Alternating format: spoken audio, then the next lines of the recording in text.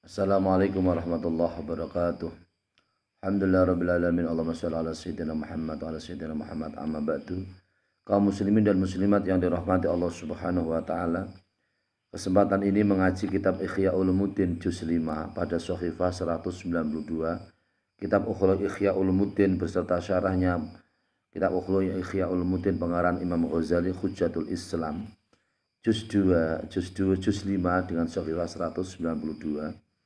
Dengan tema yaitu azab kubur. Bismillahirrahmanirrahim. Bismillahirrahmanirrahim.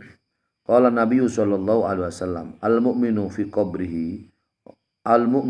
qabrihi fi radatin hadra'a wa yurahabu lahu fi qabri sab'una dhira'an wa yadi'u hatta yakuna kal qamari lailatal badri. Hal tadruna fima da ujilat toha fa inna lahu ma'isyatan dongka qalu Allah wa rasuluhu a'lamu. Rasulullah Shallallahu alaihi wasallam bersabda, orang mukmin di dalam kuburnya itu adalah di dalam taman yang hijau. Di dalam taman yang hijau, kuburnya dilapangkan sampai 70 hasta, 70 dhira atau 70 hasta, dan kuburnya adalah kubur yang terang benderang, sehingga terang benderangnya alam kubur orang mukmin itu adalah seperti terangnya rembulan pada bulan purnama. Kemudian Rasulullah Shallallahu Alaihi Wasallam bertanya kepada para sahabat, apakah kamu tahu apa yang diturunkan oleh Allah Subhanahu Wa Taala pada surat Toha, yaitu ayat 124. Fa inna lahu a'udzubillahi minasyaitonir rajim. Bismillahirrahmanirrahim. Fa inna lahu ma'isyatan dhanka. Sesungguhnya baginya adalah kehidupan yang sempit. Qalu Allah wa rasuluhu a'lamu. Para sahabat kemudian menjawab, Allah dan Rasulnya adalah yang paling mengetahui atau yang paling mengetahui. Qala Rasulullah sallallahu alaihi wasallam. Maka di sini para kaum muslimin dan muslimat yang dirahmati Allah Subhanahu wa taala, jadilah kita menjadi mukmin sejati. Jangan menjadi orang mukmin munafik. Jangan menjadi orang mukmin yang berwajah dua. Jangan menjadi orang mukmin yang fasik, yaitu orang mukmin yang suka melaksanakan perbuatan maksiat. Jangan menjadi orang mukmin yang KTP-nya Islam tapi sholat tidak mau, puasa tidak mau, haji tidak mau. Kemudian sama orang tua pun tidak mau birrul walidain, berbakti. Sama tetangga juga tidak mau berbaik kepada sesama saudara atau sama tangga. Orang mukmin sejati ini perlu kita tanamkan, camkan pada diri kita dan anak-anak kita, anak cucu kita. Orang mukmin sejati itu memang perlu proses, perlu waktu, perlu berlatih, perlu ikhtiar, perlu belajar. Kita selalu bisa belajar menjadi orang yang mukmin sejati, yaitu orang yang mukmin yang baik di hadapan Allah Subhanahu wa taala, bisa melaksanakan kewajiban kepada Allah Subhanahu wa taala, juga baik kepada sesama manusia, baik kepada orang tua, kepada tetangga, famili, kerabat, baik dalam kehidupan berbangsa dan bernegara. Orang mukmin yang sejati inilah yang menjadi idaman kita semua. Kita semua ingin menjadi orang mukmin sejati, di mana kita diberi keberkahan, keselamatan, barokah kehidupan yang baik, ketenangan oleh Allah Subhanahu wa taala. Orang mukmin yang sejati bukanlah orang mukmin yang ahli bohong. Orang mukmin sejati bukanlah orang mukmin yang munafik. Orang mukmin yang sejati bukanlah orang yang berkhianat. Orang yang mukmin sejati bukan orang yang menjadi perusuh, menjadi pengganggu orang lain. Orang mukmin sejati bukanlah orang yang suka menyakiti kepada orang lain. Orang mukmin sejati bukanlah orang yang ahli maksiat, orang yang fasik, ahli maksiat, atau pekerjaan yang diharamkan oleh Allah Subhanahu wa taala, narkoba, ganja, maling, kemudian madon, kemudian menipu orang lain, menggarong, kemudian mencuri orang lain, mencuri barangnya orang lain. Itulah bukan mukmin sejati. Ternyata sederhana jadi orang mukmin sejati. Kita asalkan bisa meninggalkan maksiat kepada Allah Subhanahu wa taala, kita bisa melaksanakan kewajiban kita. Jadilah kita menjadi orang mukmin sejati, orang yang mukmin soleh. Orang mukmin sejati di sini pada hadis ini adalah hadis Rasulullah Shallallahu Alaihi Wasallam. Apabila kita di dunia bisa menjadi orang mukmin sejati, hak-hak kita, kewajiban kita kepada Allah, kepada sesama manusia kita tunaikan, kita laksanakan. Jadilah kita menjadi orang yang soleh, orang yang mukmin sejati, orang yang mukmin, orang yang baik, orang yang soleh di dalam alam kuburnya. Dia adalah orang yang sangat nikmat di dalam kuburnya adalah yaitu berada di taman-taman surganya Allah Subhanahu wa taala yang hijau-hijau. Dan tidak hanya ia nikmat berada di alam barzah, alam kubur yang hijau-hijau. Ia kuburnya dilapangkan oleh Allah Subhanahu wa taala sampai 70 dirok, sampai 70 hasta. Dan tidak hanya itu, tidak hanya kuburnya adalah taman surga, tidak hanya kuburnya adalah taman surga yang hijau-hijau, hijau royo-royo, tidak hanya kuburnya yang dilapangkan sampai 70 hasta, juga alam kuburnya yaitu diberi alam kubur yang terang benderang, seperti yaitu terang benderangnya terangnya pada malam bulan purnama. Maka di sini Rasulullah Shallallahu Alaihi Wasallam mendorong kita semua, jadilah kita semua menjadi orang mukmin yang sejati, orang mukmin yang baik. Hakikatnya orang mukmin, yaitu orang yang beriman kepada Allah Subhanahu wa taala, orang bisa bertakwa kepada Allah, orang yang bisa melaksanakan ibadah kepada Allah dengan sebaik-baiknya. Apabila kita hidup baik, maka mati pun akan menjadi baik. Biasanya itu hidupnya baik, biasanya itu awalnya baik, biasanya akhirnya baik. Mulanya ulama mengatakan al-amru bi khawatimiha, suatu urusan, perkara atau suatu urusan itu tergantung kepada belakangnya. Allah Subhanahu wa taala kadang mencoba seorang yang miskin. Dengan miskin itu malah jauh dari Allah, tidak mau beribadah kepada Allah, banyak maksiat. Tetapi Allah memberikan kesempatan bertobat, di mana ada umur, ada waktu. Nyawa ini tidak berada dalam tenggorokan, berarti masih diberi kesempatan hidup. Di situ loh Allah memberikan kesempatan untuk bisa bertobat kepada Allah Subhanahu wa taala. Pintu tobat masih dibuka oleh Allah Subhanahu wa taala. Seberapa besar dosanya, sampai segunung, sampai selangit, sampai seluas samudera, seluas yaitu seluas laut, asalkan mau bisa bertobat kepada Allah Subhanahu wa taala, berarti pintu tobat masih dibuka oleh Allah Subhanahu wa taala.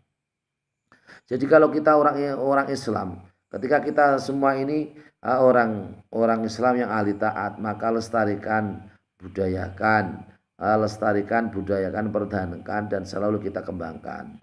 Pribadi kita menjadi orang yang baik. Anak-anak pun kita di rumah harus menjadi orang yang baik. Ketika maghrib diajari belajar Al-Quran. Ya, ketika ada azan diajari, kita orang tua menjadi contoh ini, menjadi contoh orang tua ini menjadi contoh pada anaknya. Di saat ada azan diajak anak kita untuk berwudu, untuk bisa berjamaah bersama-sama ke masjid atau ke tempat ibadah yang lain seperti musola atau pesantren atau masjid yang lain. Begitu juga seterusnya, ketika waktunya belajar, anak-anak kita juga harus bisa belajar ilmu agama. Ketika siang, ketika sore harus bisa belajar di TPQ, belajar untuk memahami Al-Quran. Belajar dengan guru-guru yang memang ikhlas untuk bisa menghidupkan agama Allah Subhanahu wa taala, yaitu agama Islam. Belajar dengan Al-Quran, belajar dengan tajwid, belajar dengan fikih, bab ibadah, belajar dengan tauhid, menguatkan, mengokohkan tauhid, yaitu ketauhidan kepada Allah Subhanahu wa taala. Anak kita diajari dengan akhlak yang baik. Akhlak yang baik perlu perlu dibudayakan, biasakan di lingkungan kita, paling sedikit yaitu paling kecil yaitu di lingkungan keluarga. Di lingkungan keluarga orang tua menjadi karakter yang baik, maka akan menjadi tercipta anak yang baik. Sebaliknya kalau karakter orang tua buruk, bisa juga anak ini akan mencontoh dengan orang tuanya yang buruk. Atau bisa juga sebaliknya, orang tua yang buruk, maka justru anak akan bisa menjadi pengalaman. Orang tua saya buruk, saya tidak mau melaksanakan seperti orang tua saya jahat, orang tua saya buruk. Ya, ini juga bisa juga menjadi kesadaran bagi anak-anaknya. Maka kita ini memang harus bisa pandai-pandai untuk bisa yaitu menjadi berkarakter yang baik, berakhlakul karimah, akhlak yang mulia, akhlak yang baik. Kalau sudah belajar ilmu agama, berarti itu artinya pertanda orang baik. Sebaik-baik orang adalah orang yang mau belajar ilmu agama. Seburuk-buruk orang, sebaliknya seburuk-buruk orang itu adalah orang yang tidak mau belajar dengan ilmu agama. Jadi belajar ilmu agama ini menjadi tuntunan bagi kehidupan kita, menjadi kehidupan yang benar. Ta'alam fa innal ilma zainun li ahlihi. Belajarlah kamu semua ilmu agama. Fa innal ilma zainun li ahlihi. Karena sungguhnya ilmu adalah perhiasan kepada orang yang mempunyai ilmu. Kita ini kalau mempunyai ilmu itu dihiasi dengan akhlak yang baik, dihiasi dengan ibadah yang baik, dihiasi dengan perilaku yang baik, dihiasi dengan keyakinan dan keimanan yang baik. Karena orang punya ilmu itu selalu dihiasi dengan ilmunya. Ta'alam fa innal ilma zainun li ali wa fadlun, tidak hanya dihiasi dengan ilmunya, wa fadlun, dan juga mendapat keutamaan, kemuliaan dari Allah Subhanahu wa taala, wa unwanun likulil mahamidi, dan pertanda orang tersebut adalah orang yang dipuji. Orang tersebut adalah orang yang baik, orang yang dipuji oleh orang lain. Jadi belajar ilmu agama ini harus kita tanamkan. Kita orang tua yang sudah memahami ilmu agama, maka kuatkan di lingkungan keluarga, di lingkungan masyarakat, kuatkan ilmu agama. Karena kekuatan ilmu agama adalah menjadi kekuatan yang bisa menguatkan iman dan takwa, bisa menjadi orang yang baik, orang yang soleh, orang yang bisa takwa kepada Allah Subhanahu wa taala. Kalau sudah punya ilmu agama yang kuat, maka tingkatkan, yaitu belajar ilmu agama. Belajar ilmu agama akan menguatkan yaitu keimanan. Belajar ilmu agama akan membenarkan syariat yang benar, syariat sesuai dengan syariat Rasulullah Shallallahu Alaihi Wasallam. Belajar ilmu agama akan menjadikan perilaku yang baik, moralitas yang baik, punya attitude perilaku yang baik. Belajar ilmu agama akan menjadikan moral yang akhlakul mahmudah, yaitu punya akhlak yang dipuji oleh orang lain, dipuji oleh Allah Subhanahu wa taala, dipuji oleh Rasulullah sallallahu alaihi wasallam.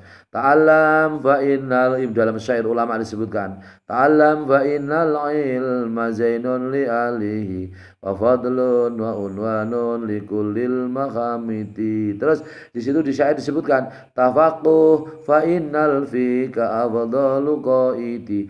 Pahamilah ilmu fikih, ilmu agama, memahami ilmu agama. Fa'inal fikih afdhul qaidi, sesungguhnya memahami ilmu agama, memahami ilmu fikih adalah petunjuk yang paling utama, tuntunan yang paling utama, petunjuk yang paling utama. Tafaqquh fa'inal fikih afdhul qaidi ilal birri wa taqwa. Tuntunan ilmu agama menuju kebaikan, ilal birri wa taqwa afdhalu qasidi, yaitu yang menuju kebaikan dan menuju takwa, takut kepada Allah Subhanahu wa taala, dan tujuan yang paling utama adalah memahami ilmu agama. Maka tanamkan kita semua orang tua, dan tanamkan kita anak-anak kita, generasi kita, anak cucu kita, untuk selalu bisa semangat memahami agama, semangat belajar di sekolah, semangat belajar di madrasah, semangat belajar di TPQ, di madrasah diniyah, semangat belajar di pesantren, semangat belajar dengan para kiai, para ulama, semangat belajar dengan orang-orang yang alim. Maka anak-anak kita akan menjadi orang-orang yang alim, orang yang memahami ilmu agama. Amin Allahumma amin.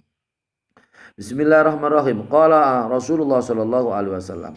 Sebaliknya, orang mukmin tadi saya katakan orang mukmin yang sejati, maka mendapat keberuntungan di dunia, diberi kehidupan yang sejahtera, yang tenang, yang istiqomah, yang anteng, yang tenang, memberi manfaat kepada agama, masyarakat, nusa dan bangsa, memberi manfaat kepada lingkungan. Ketika orang mukmin yang sejati di alam kubur pun mendapat keberuntungan, yaitu kuburnya menjadi taman-taman surganya Allah Subhanahu wa taala. Kuburnya dilampangkan oleh Allah sampai 70 hasta. Kemudian kuburnya bersinar seperti sinarnya rembulan bulan purnama. Qala Rasulullah sallallahu alaihi wasallam, qala Rasulullah sallallahu alaihi wasallam, adabul kafiri fi qabri yusatta sallitu alaihi tis'atan wa tis'una taninan. Hal tadruna ma'ata al taninu tis'atun wa tis'una khayatan. Likul khayatin tis'atu ru'usin. Ila tis'atu ru'usin yakhtasunahu wa yalkhasunahu wa yanfakhunahu fi jismi ila yaumil qiyamah ila yaumi yub'asuna. Masyaallah. Akhraj rawahu Ibnu Hibban.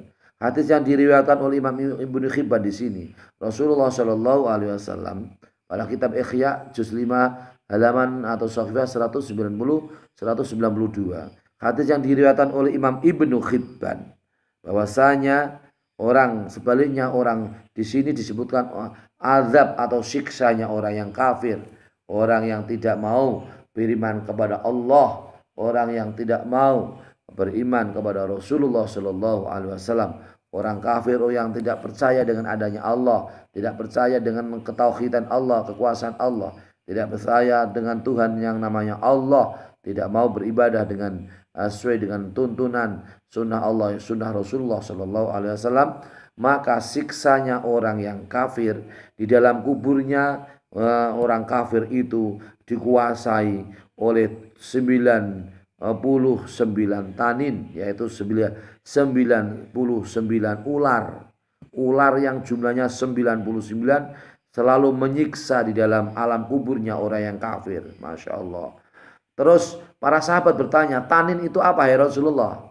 Tanin itu apa ya Rasulullah? Rasulullah menjawab, tanin itu adalah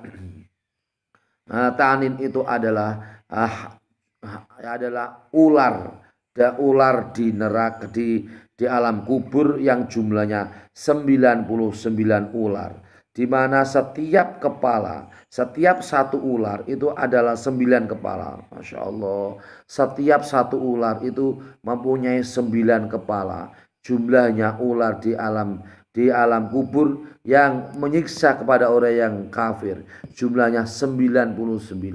Setiap satu ular jumlahnya adalah 9 kepala, di mana 9 kepala dikalikan dengan 99 dikalikan dengan 9 kepala. Ular-ular itu yang ada di alam kubur menyiksa, kemudian mengisap darah, menyiksa orang yang kafir, kemudian menghancurkan jasadnya orang kafir, menyiksa orang yang kafir, kemudian menyemprotkan siksanya kepada orang yang kafir yang di dalam jasadnya atau dalam jasmaninya sampai dibangunkan dari alam kubur. Masya Allah. Ini luar biasa ini. Luar biasa. Ular sampai 99 ular dari neraka yang ditempatkan di alam kubur dan ditujukan untuk menyiksa orang yang kafir sampai 99 ular, di mana setiap satu ular mempunyai 9 kepala yang menyiksa sampai hari dibangkitkan dari alam kubur. Wala yang bagi ayat ajaba min hadal adadi alal khususi, dan tidak sebaiknya kita ini adalah terheran dengan jumlah ular seperti itu. Fa inna a'dada hadil hayati wal aqaribi bi adadil akhlaq al madhmumati minal kibari war riya'i wal hasadi wal ghalli wal haqati wa asairis sifati. Maka sesungguhnya jumlah ular-ular yang ada yang di alam kubur yang ditujukan untuk menyiksa orang yang kafir, di situ adalah sesuai dengan ular dan kalajengking, itu adalah sesuai dengan akhlak yang tercela atau madhmumah yang dilakukan oleh orang kafir, yaitu orang kafir yang sombong, orang kafir yang riya, orang yang hasad atau dengki, orang yang kafir yang menjadi yaitu orang yang membujuk kepada orang lain, orang kafir yang yaitu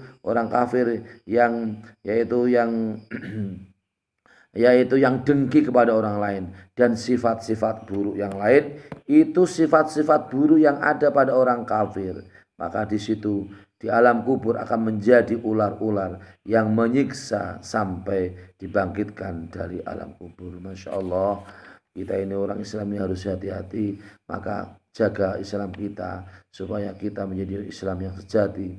Mari kita tingkatkan, selalu meningkatkan diri, meningkatkan takwa ibadah kepada Allah Subhanahu wa taala. Kelak kita semua termasuk orang-orang yang mendapat kebahagiaan di akhirat. Di dunia kita mendapat rahmat dari Allah, maghfirah dari Allah. Di akhirat kelak kita mendapat barokah, rahmat, maghfirah dari Allah Subhanahu wa taala, sehingga kita termasuk orang-orang yang menempati surganya Allah Subhanahu wa taala. Kita hidup di taman-taman surganya Allah Subhanahu wa taala. Amin Allahumma amin. Demikian para kaum muslimin dan muslimat yang dirahmati oleh Allah Subhanahu wa taala. Semoga bermanfaat untuk antum semua, untuk kita semua. Amin Allahumma amin. Allahul muwaffiq ila aqwamit thoriq. Wassalamualaikum warahmatullahi wabarakatuh.